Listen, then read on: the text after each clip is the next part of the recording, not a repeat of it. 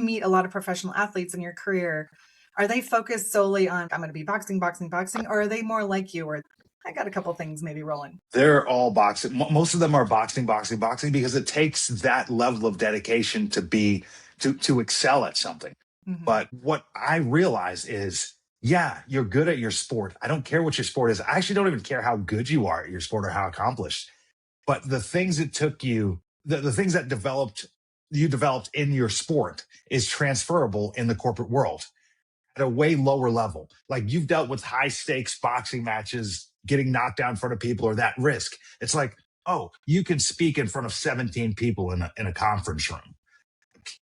You and being able to show up on time, doing difficult things, teamwork, all of those things transfer into sport, into the real world. Mm-hmm. But you have to then stop identifying yourself as an athlete and realize that as an athlete, you have more than just your sport. One of the things that I talk to people who are making a big transition, whether they're in the corporate world or athletes, it is that identity piece. You have a unique background, I think, because you did boxing because you're getting bullied and you're like, enough of that. But a lot of kids these days and athletes right now, like, they started playing when they were 10 in whatever sport they were doing.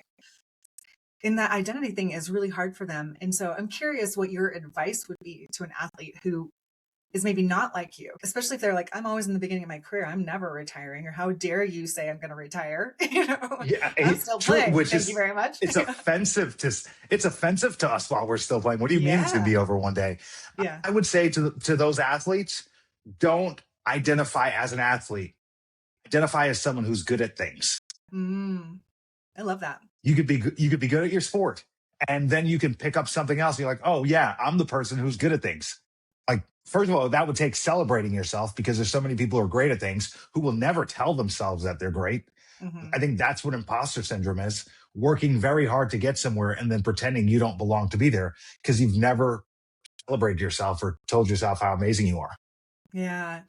Go into that a little bit more. I mean, the pressure to be perfect, to excel, to always be doing better, and not to celebrate yourself, to be like, okay, that was good, but I could have run a second faster. I could have shot better. I could have punched harder. Yeah.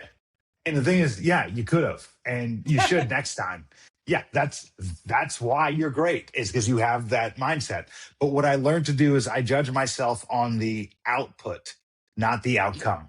Mm-hmm. Because if you allow winning to make you feel like a winner, you have to let losing make you feel like a loser.